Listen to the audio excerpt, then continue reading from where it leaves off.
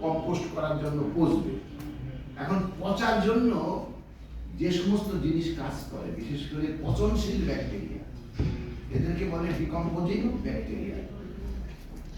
Decompose করে যারা, যে ব্যাকটেরিয়া যেটা চোখে দেখা যায়, সেই ব্যাকটেরিয়াগুলো আমরা যদি এক জায়গায় বেশি জন্মাতে পারি তাহলে ওইটা তাড়াতাড়ি পচবে।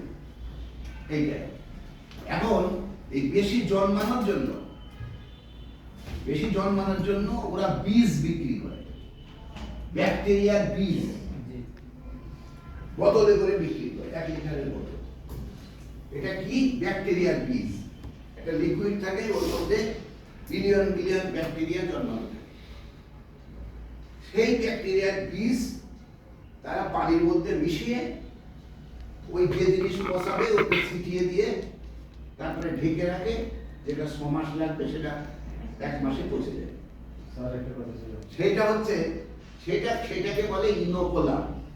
ব্যাকটেরিয়ার যে বীজ, এটাকে বলে ইনোকুলাম, যেটা সারা এবং কৃষির প্রতি ভালোবাসা, কৃষির প্রতি গবেষণা করে তারা এই ইনোকুলাম তৈরি করে ফ্যাক্টরিতে এবং চাষিদের কাছে বিক্রি করে।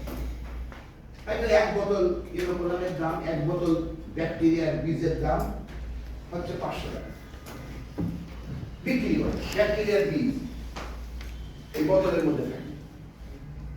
এখন বাংলাদেশ এখনো কৃষিতে ওই পর্যায়ে পৌঁছায় যে ব্যাকটেরিয়ার বীজ বিক্রি করবে এবং সেটা কৃষিতে ব্যবহার করে ফসল বিক্রি করা।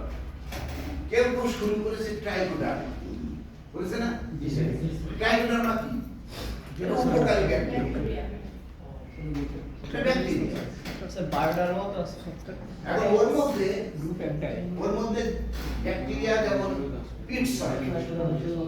পিটসয় এক ধরনের কয়লা গুঁড়ো গুঁড়ো করে কয়লার পাউডার, ওই পাউডারের মধ্যে ওই এক ধরনের ব্যাকটেরিয়া বেশি করে মিশিয়ে বিক্রি করে। এটাই ট্রাইকোডার্মা। বা চক পাউডারের মধ্যে মিশিয়ে বিক্রি করতে পারে, বা যে কোনো একটা ইনার্ট ম্যাটারের সঙ্গে মিশিয়ে সে বিক্রি করবে। কি বিক্রি করছে? জিনিসটা হচ্ছে ব্যাকটেরিয়া। এখন পচনশীল, ও যেটা বললো পচনশীল ব্যাকটেরিয়া আমাদের বাংলাদেশে বিক্রি হয় না বা কেউ তৈরি করে, যেটা থাইল্যান্ড করে, ইন্দোনেশিয়ায় করে। আমি 2002 সাল থেকে 5 সাল পর্যন্ত আমি 3 বছর ছিলাম গাম্বিয়া। ওদের কাছে আমি 2002 সালে দেখেছি ওই ইন্দোনেশিয়া থেকে এই বোতল নিয়ে আসে, ব্যাকটেরিয়ার বীজ নিয়ে আসে, ওদের শিকারে পানির মধ্যে মিশিয়ে রাখে, পরের দিন কম্পোস্টের মধ্যে মিশিয়ে রাখে, 20 দিন পরে ওইটা জমিতে ব্যবহার করলে ওই ওখানকার ওই ইয়েটা পচে যায়। সেই জিনিসটাই সেই পর্যায়ে, যেমন গত বছর জার্মানি থেকে আমার কাছে একজন আসছিল, উনি কম্পোস্ট তৈরি করতে পেরেছিল, অর্থাৎ 6 মাসের পচা আমি 1 মাসে পচা। আমি ধরে নিলাম 1 টন জৈব সার কত? 1 টন।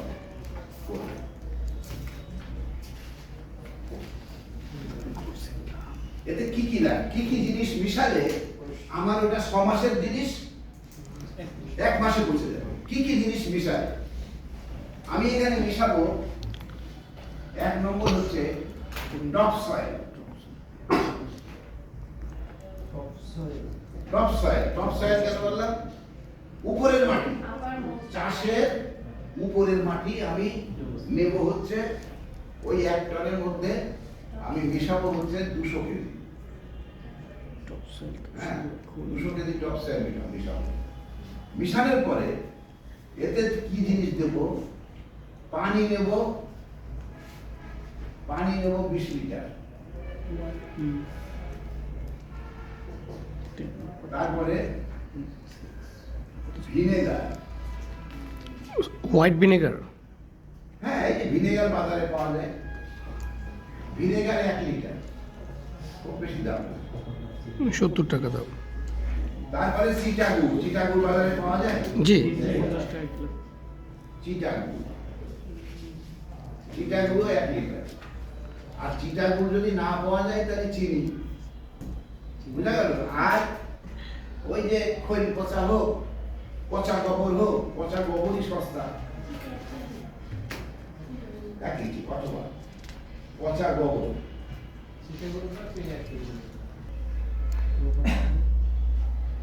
আরে যদি ট্রাই করার না পাওয়া যায় তার দরকার নেই, পচা গোবরই এটা সস্তা। সাধারণত কৃষিকাজের শিকড় যে পর্যন্ত যায় 12 ইঞ্চি পর্যন্ত, কিন্তু 1 কোদাল হয় না। 1 কোদাল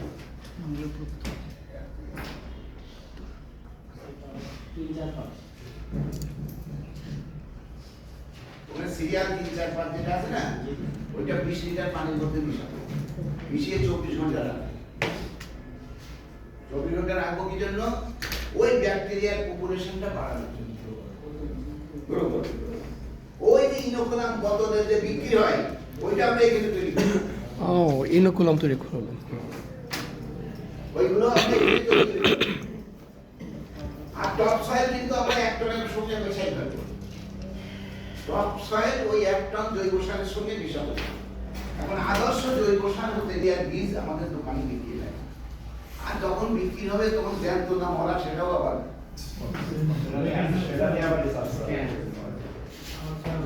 আর ওই বোরনের জন্য কত বোরন সার আছে, ওর মধ্যে কত বোরন আছে তার ঠিক না যায়, আল্লাহ ছাড়া বলতে পারবে। এই জন্য আমি বলি ক্যারামবোনের যে বোরিক অ্যাসিড, ক্যারাম খেলে আর গালে দিয়ে দেখতে হবে টক টক আছে কিনা, ওই বোরিক অ্যাসিড দেওয়া অনেক ভালো। তার মধ্যে বোরন আছে, আর কিছুর মধ্যে বোরন আছে কিনা আমার সন্দেহ। কারণ আমরা 40টা বোরন দিয়ে টেস্ট করছিলাম, তার মধ্যে 2টো না 3টেই পাওয়া গেছে, 1টাও বোরন পাওয়া যায়।